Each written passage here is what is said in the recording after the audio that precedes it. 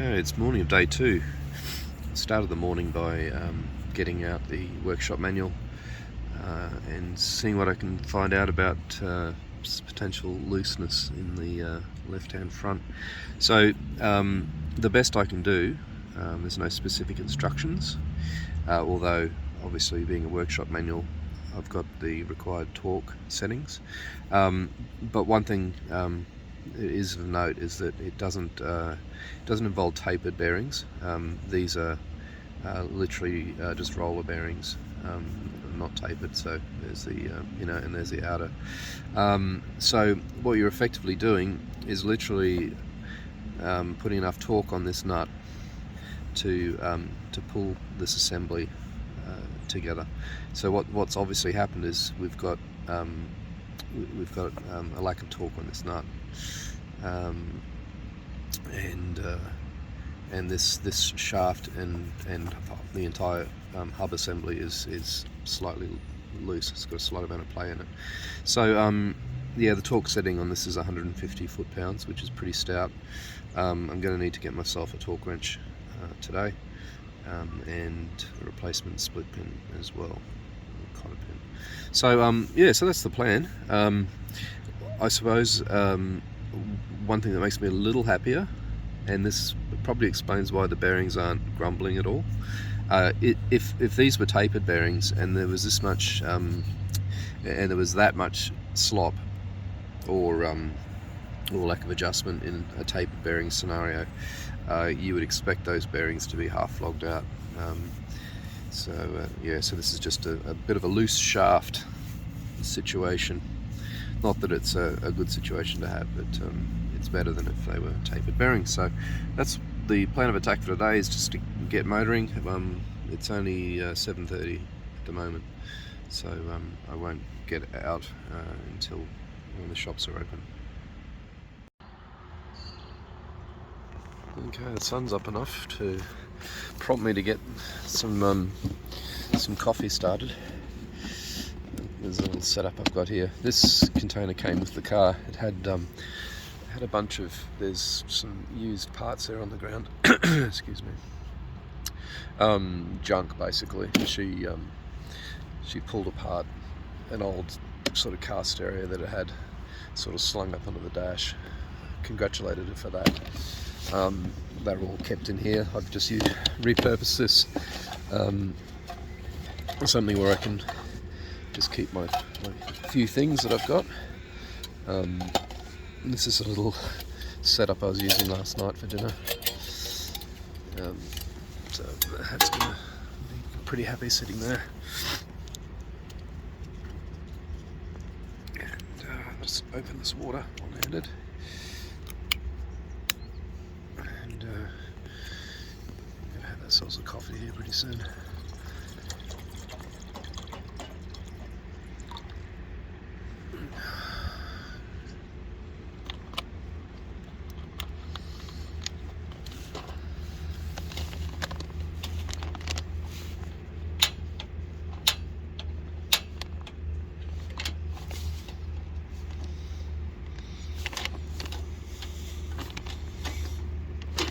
What have I done wrong here?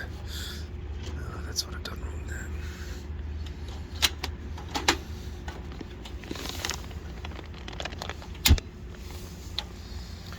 Let's get these handles out of the way so I can pick it up. There we go. Get that out of the way.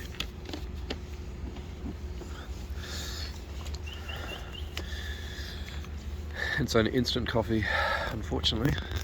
Also picked up this dirty little cooler yesterday, and this also was cheap as chips. It was only $13 or something. I have a cream in here somewhere. There it is. Cream and coffee. Breakfast of champions. Okay, that's about it for today. Yeah, slung the car cover on last night. It was sort of a why not situation, knowing that it was going to get down to below zero. May as well keep the ice off it. There's a little caravan park I'm in. It was $38 a night for a powered site. Highly recommend the powered site. Cockatoo, sulphur crested cockatoo. I'll sit rep for today. I've been to the auto parts shop and picked up a torque wrench, and I've retorqued that hub. Still got a little bit of play in it, unfortunately. But, it was as tight as I could get it. Now, that was in excess of the recommended maximum torque as well. So there's something going on there that I don't really know. Plan for today is I'm just finishing packing up, and I'll plug in home on the Google Maps and see where it gets me within a reasonable amount of time today. I don't have a lot of activities for this afternoon, so I'll push it a little bit further today for sure. I fitted, the car came with a little Venetian blind, which I fit this morning. It looks pretty cool. It was in a big box taking up a lot of room in the back seat, so there was a practical reason for doing that. But yeah, piece of cake to install. Looks great. Alright, I'll see you on the road. Okay, it is here at Goulburn that I say goodbye to the giant sheep, and I'm going to try and make my way to Hay today. It's 525 kilometres. When I get there, I'll see if I want to stop or continue. I put about 15 litres of fuel in, and that was for 205 kilometres. So approximately 7.5 litres per 100, which was fairly decent, I think. And I rechecked the oil and noted that the oil had gone down ever so slightly. So it was approaching the 1 pint mark, so I thought I'd stick a pint in there to keep things happy. Yeah, so let's get going. Hey. Thought I'd just break out the GoPro for a bit of a vibe of what this place is like. So I'm about 100 kilometres out of Goulburn, so heading roughly west, doing about 90 kilometres an hour.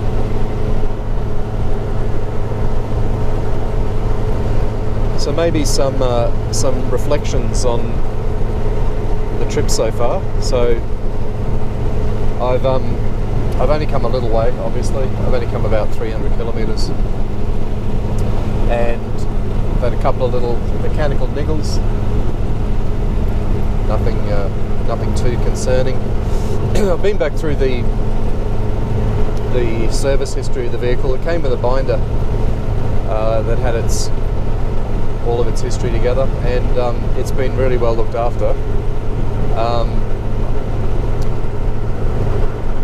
I wasn't able to get the noise out of the front left hub, but it's only fairly occasionally. There's not that much play in it. I just have to trust the mechanic. That being said, I will get it checked out when I get home. It's a much different proposition, obviously, being in a car versus a motorbike. So the camping experience, in terms of the pack up, is literally bundling the tent into the boot of the car without having to roll it up or anything. And had a good sleep last night, actually. It was really cold, but I had a $20 plug-in heater, and it was almost too hot, so it was great. All right, well that's it's a bit of western New South Wales, not that far west, but sheep country, very pretty, and this highway is the Hume Highway, and it's very high quality. It's good. Yeah, so I feel like we're doing a bit of climbing. We've just gone over a 611 metre ridge, and there's a bit more climbing coming up here. I'm not sure of my geography, but we might be in the Great Dividing Range. Having a bit of a moment. This is the first vehicle I've overtaken doing 92. I'm in the overtaking lane. Oh my goodness.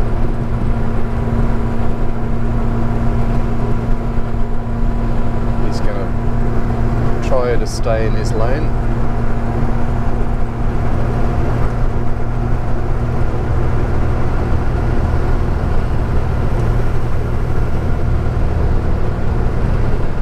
Quite a pretty part of the world.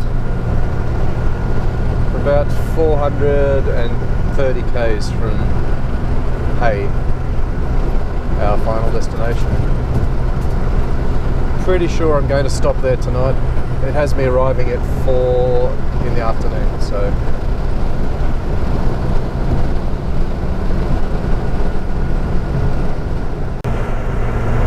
we're just passing through Conroy's Gap, elevation 650 metres. Fairly picturesque, I think you'd agree.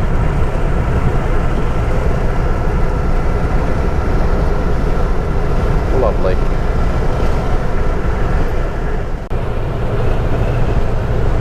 Yeah, I've just been reflecting on how plucky this little car is.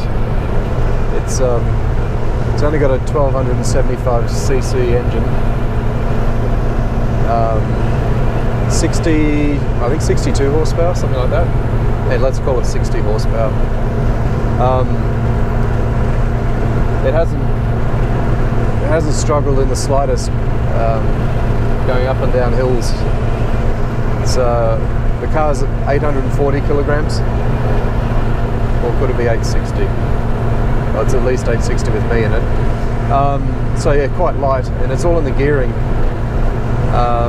It's got a really low diff ratio, and that means we're doing 91 k's an hour, and I think it's the motors. I did the calc. The motor's turning over at 3650 RPM, something like that. So it's all about the gearing.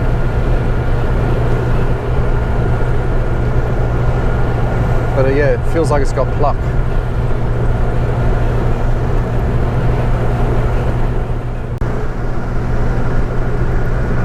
A little more footage of this natural beauty along here. Not far out of Gundagai. Coming up to a junction, I think, in about 16 kilometres, which will take me off the Hume Highway, and I'll go more southwest at that point. Yeah, it's such a beautiful drive. If I ever do the motorcycle across Australia again, I would certainly come this way, because the roads have been spectacular. And most of the way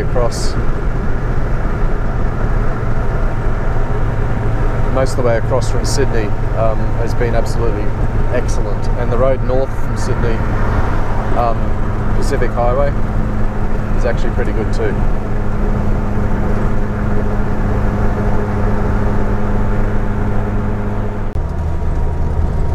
Okay, very shortly we'll be arriving at Wagga Wagga. That leaves 276 kilometres to go. I'm going to grab some juice here. I think it's roughly halfway, and maybe a bite to eat. It's just gone past 20 past 1 in the afternoon. This road is the Sturt Highway, and it is a single carriageway with plenty of rough spots, but the hydroelastic suspension is doing its job well. Catch you later. Okay, leaving Wagga Wagga. It was just a fuel stop, and I made a cup of coffee while I was there. Fuel economy 7.36 litres to the 100. Slight improvement there, which I would put down to there was no stop-start traffic.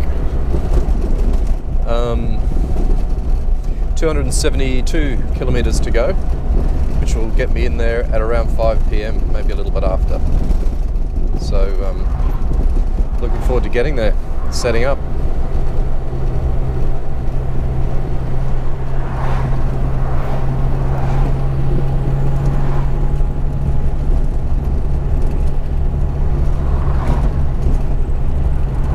So this is Wagga Wagga. Catch you later. Yeah, don't feel as I was being fair to Wagga Wagga. That was the eastern entrance film just then. Now this is more like it. I see a stadium even. And that's the city centre over in there. Okay. Okay, it's the morning of day 3. And I didn't sleep too well thinking about the trip today being quite rough with the front wheel bearing the way it is. And what I've confirmed with reading a few forums and the like is that it probably has had tapered bearings fitted. I've got a folder here of all the provenance of the vehicle, which has all the service history, well, at least back to 93. And I've sold somewhat of a mystery here. So there's a job card and a receipt here for this is where they did the drive shafts, the hubs, and bearings back in 2020, October 2020, and it was less than 1,000 miles ago, including the miles that I've put on it. So fairly recent in terms of mileage. And it has here in the comments, note, has very minor movement in the left front hub, which we can't adjust out, and no action required. So I'd have to argue that the movement that I've got in that hub is not minor. So I am going to attempt a repair today, this morning, and the repair is actually fairly straightforward in terms of the work required. I was looking at some forums last night, and they were suggesting that the spacer that goes between the bearings is not required for taper bearings, and that makes a whole lot of sense to me. There's some discussion as to whether it adds strength to the shaft when you tighten it down to 150 foot-pounds of torque. It's obviously pulling that entire assembly together and clamping it together. But what happens is if you've put a cheaper bearing in, or an unknown bearing, and maybe even a well-known bearing that's not been manufactured to spec, and you put that spacer between, and it has too much clearance between the bearings and the races. So in other words, that spacer is now too wide. You're actually holding the bearings off the running surface, and that introduces the adjustment issue that we've got. So the plan is to take that spacer out, and you then aren't torquing that assembly to any specific torque. You're actually adjusting the locking nut to the right specification to give you just a small amount of preload. Fairly neutral actually. So there's also debate whether you need a little bit of end float for tapered bearings. I've always set, at least when I've done trailers and car, normal car front wheel bearings, I set them with just a very small amount of preload. So I do realise they heat up and can cause issues there, but like I'm saying, it's small, and if the cotter pin doesn't go in, I back it off to the next available slot. So yeah, it's not tight at all. If anything, there's a tiny amount of play in some cases. So that's what I plan to do this morning, is take the left front hub off. That involves taking the caliper off, the disc caliper, trying to get this this locking nut off. Now it's on pretty tight, so that could be the struggle. Also there will be an issue with the torque wrench. I don't have a big breaker bar. I've only got a fairly long torque wrench, but it's probably going to destroy the torque wrench, because you're not supposed to do torque wrench in reverse to undo things with a great deal of force. So we'll see what goes on there. Then literally just repack the bearings, take the spacer out, and put the assembly all back together again. So I think that's the most prudent course of action. I've got probably 400 kilometers now of fairly rough roads, and on the rough roads coming here, that front corner was going off. It was clonking fairly frequently, in some cases, a few times a second, with some of the more corrugated surfaces, and that's gonna eat those bearings up really quickly. So wish me luck. Alright, so straight into it. I've already slightly started. I wasn't thinking of you guys when I kicked off. When I got back, I've got a rubber mallet and some grease, and that's all I need. I've got everything else, fortunately. Without further ado,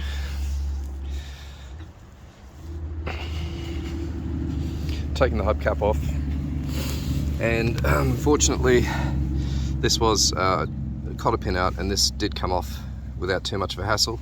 Using the torque wrench here, I did have to stand on it, but came off in one attempt. Interestingly, this takes a 1 5/16 inch. Convert that to metric, you end up at a 34 with a little bit of slop in it. But anyway, it's good enough to get it off without rounding anything, so that's good. Next step, I'll get the jack under it and lift the car up. I've left the wheel on. I figure that gives me some leverage to try and get that hub off. Oh, actually I can't, I've got to get the caliper off. So yeah, wheel will come off. I'll loosen the lug nuts now, and I might then caliper on, caliper off, see if the disc then will want to walk off with the hub. If not, then I'll start with putting the wheel back on. Failing that, I'll give it some welly with a hammer. So unfortunately I can't set you up. I didn't bring a tripod with me, so you're just gonna have to see it sort of step by step. Okay, so jack in place, jack the side of the car up. On these it's pretty curious. You can see that the entire side of the car is up on one jacking point. So got the wheel off. Just an observation, got a bit of wet looking grease on the inside of the wheel. We'll clean that off. But this isn't going to come off with any problems at all. It's already loose, which is great. That's going to make things easier. So now it's just remove the caliper. This will be bolts at the back, so I'll get in and do that now. Okay, sit rep. So yeah, the disc came off really easily.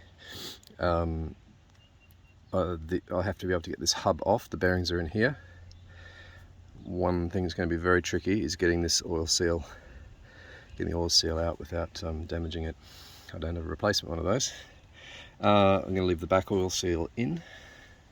Actually, I might be better off taking the back oil seal out, because at least if it does leak, it's not going to go over the brakes. Yeah, so what I'm doing here, I've got the bottom ball joint off, which gives you freedom this way, but I want the steering arm to come off, so I've got, ultimately the ability to bring it right up here like that to get that shaft out. So that's what I'm doing. I've got the hub off, and to my surprise, there's no spacer. There's literally back-to-back bearings in there. Grease had absolutely pissed out of the rear and front seal. It was all over the disc. What I'm concluding is here's the shaft, CV shaft. Now this locking nut cinches down and makes sure that the bearings are tightly together. I reckon, I'm going to look back over old footage, I reckon the nut is bottoming out. I think it's run out of thread. It's missing a washer, is my assessment.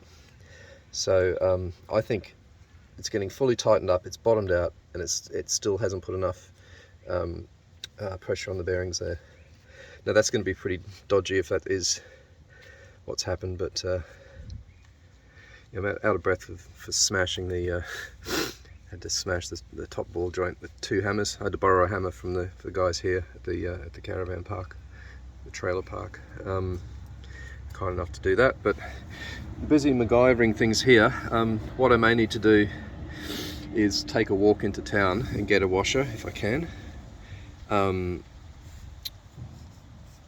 Any thickness washer will do, preferably a little bit of a thick one. Yeah, so that's where I'm at. What else can I say about this? Where's the disc? So that's what came out. So there's no washer at all on there. I think there should be.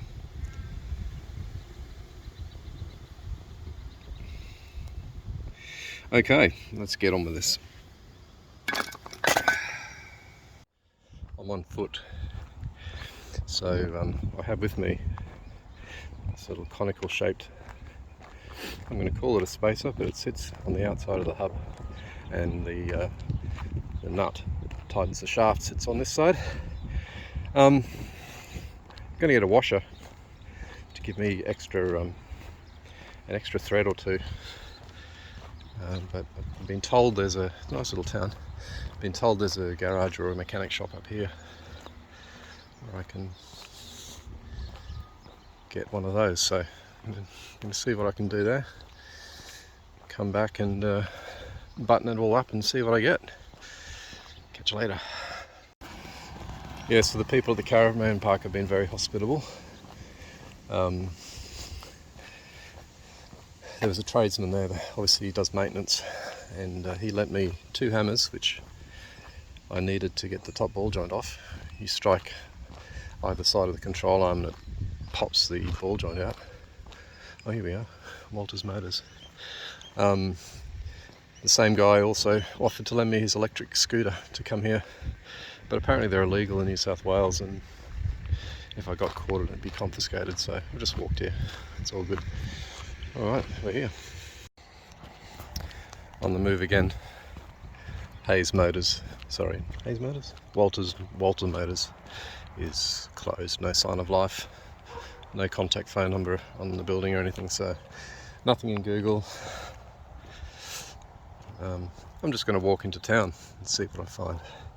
It's a couple of k's, nice day for a walk.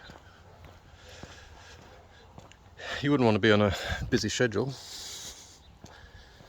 I promised to be home after 7 days-ish, but it's now 10 o'clock and I'm not ready to leave town yet by a fairly little long shot. If all goes to plan, I might be out of here by 1 p.m-ish, and to make it to South Australia it's about 450 kilometres. So I'm not certain that I'm going to make it to South Australia today. In fact, it might even be worthwhile just chilling here, do another night here. At least I know what it is, where I am and how much it's going to cost, and I can get a good rest. I didn't sleep very well last night because of the kind of pondering what I was going to do. Anyhow, catch you later. It's actually a really nice walk.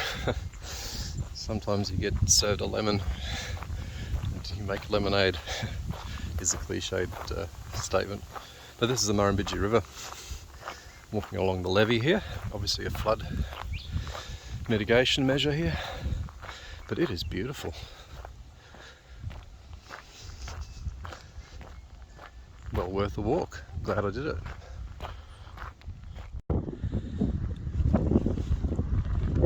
Views of the river. Got to cross the river to get into town.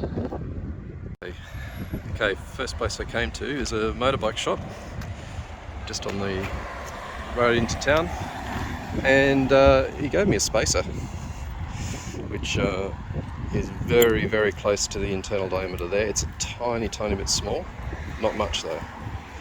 So we're going to give that a whirl. Yeah, if it fails, I'm going to go for another walk, but this might work for us. Okay, so here we are back at camp. This is the part that I got from the motorcycle shop. It's off a DRZ, I think it's a DRZ 400 front axle. Now the bit I was concerned about is that the internal diameter of this, which goes onto this shaft and holds the hub down, is slightly bigger than this. However, good news. Two lots of good news actually. I was worried that I wouldn't have room to put the split pin back in, but you can see it's got these little reliefs notched into it already, which is kind of serendipitous. But it also fits on there. So that's given us, if you can see, this is where the that tapered or conical washer sits on there like that, and you can do that. We'll go on there. If you line these reliefs up, you can see that there's going to be room for a split pin when it's all torqued down. It's going to be slightly dodgy. Got enough threads on there. It's only a very narrow nut. So that, let's just see, get it on there. Which I may not get a nut on there. Sorry, split pin on there. Anyway, it's going to get me out of trouble. That's the main thing. Oh, don't bloody wedge that on. Anyway, I'm going to leave you. I'm running out of battery here, so I'm going to have a crack at getting it all back together. Just, I'm not going to take dust seals off. I'm just going to pack as much grease as I can reasonably get in there without overpacking it on both sides. Then I just need to, I've already done a bit of a clean on this, just finalise the clean up on that, and the calipers, just give it another brake clean to get as much grease off those as possible as well. Then it can all go back together. It's about 12:10. That all took a couple of hours to get finished off. I have edited out the part where I put my workaround in place and tightened it up to an ungodly amount of foot-pounds, and noted that we've still got the same amount of play, or maybe a little bit less play than before. At least now I'm convinced that there is enough thread, so where things aren't bottoming out. So I put it all back to normal and gave it some good torques. What I also now have understood or learned is that the bearings are in really top shape. They're very smooth. They're like new. There's still plenty of grease in there. No evidence of heat. Heat is not your friend with bearings. So I'm of the opinion that the hub, the swivel hub, and the CV shaft, so where the CV shaft mounts into the swivel hub, there's some play in there, and that's the play that's transmitting to the outside, because there's a fairly significant cantilever from there out. So I'm convinced. I'm convinced that the bearings are going to be okay. At least I'm telling myself that. I've only got 3,200 kilometers to go. So I'm going to go for it from here. I'll keep an eye on the inside of the wheel for grease. And if I really need to, I can strip it all back down again, re-grease it, and keep going like that. So yeah, viewers, I'm going to head out now and try and make it to South Australia. It's about 450 k's, so I am pushing it. I'm going to get in at dusk, but we've got to make some progress here, so catch you. Okay, set wrap. Just leaving Hay now. So this is the outskirts of town, just on the west of town.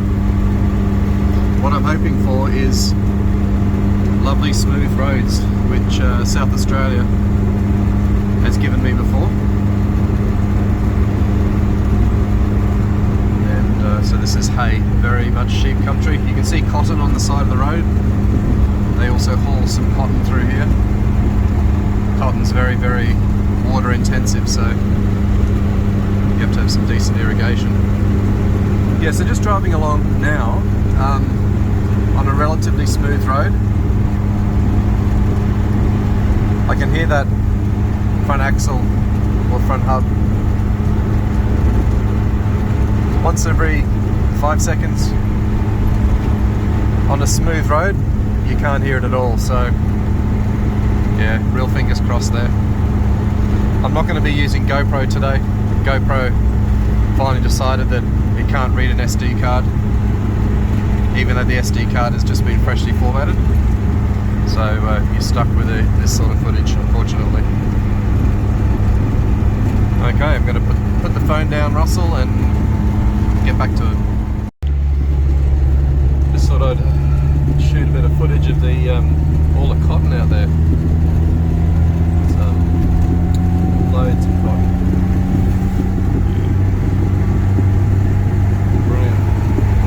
And one thing I don't think I mentioned, which is my speedometer failed. Yeah, so it didn't start squealing again. In fact, it started becoming incredibly accurate. But then, without sort of warning, it started reading. I was doing like 55 miles an hour and it was flicking up to 80, and it did that a few times, and then it just slowly went down to 0 and died. So could be one of two things. One is lubrication of the actual mechanism inside the speedometer, which I wasn't able to get inside of. The other is the speedometer cable has walked off the back. I tightened it up as best I could. Alright, sit rep, we're about 40 kilometres east of Mildura, and everything's been going fairly well. I've been fairly pleased with the roads. About 30% have been decent, and the rest has been kind of crappy. Been doing my best to try and find a line that minimises the amount of bumps that's going on. But otherwise, I had a place called Malleefowl rest area. It's nice. We've been through some weather. It's been raining, and discovered that the wipers, while they work, they go backwards and forwards.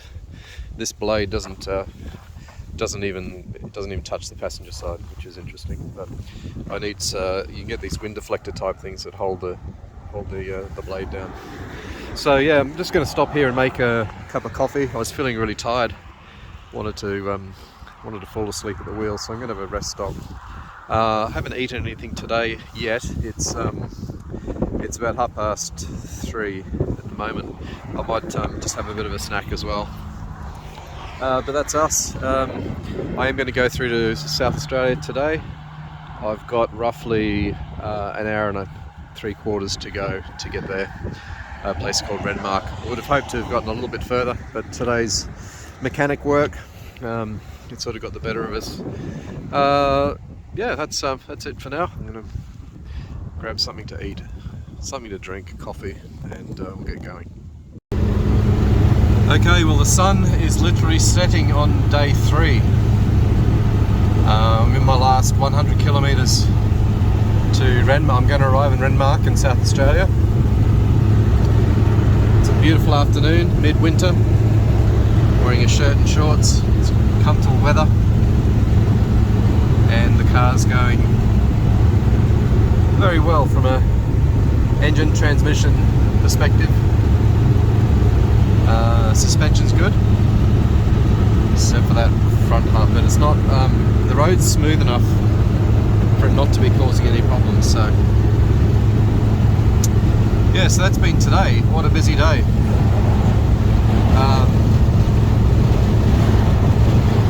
Rolled out of bed at about 7:30, got cracking, went down to, drove down to the hardware store to get some grease and a hammer, a drift. Came back, realised that to separate the top ball joint I needed 2 steel hammers. and fortunately the caravan park people, proprietors, were kind enough to lend me a couple of hammers, and then of course there was the walk into town to try and find a washer and a spacer, which I did manage to find, and a walk back. Yeah, all in all, Hay was a lovely spot. The proprietors of the caravan park were very friendly and helpful, and the guy that was on repairs that lent me the hammer, he actually asked how cold it was in the tent, and I said, oh, it was pretty cold. And he said, well, if you're worried about it being cold again, he said, you can come and stay in the spare room in my cabin. And I thought, oh, it was pretty cool. So yeah, lovely spot. Anyway, I'm going to pack it away and get driving.